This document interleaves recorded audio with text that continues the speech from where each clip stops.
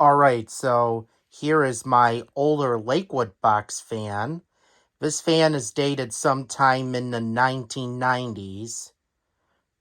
It's much older than those modern day box fans up there.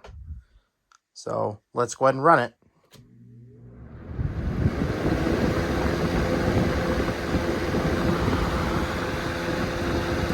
Medium and low.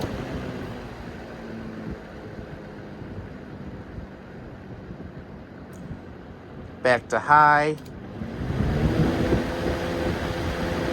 and off.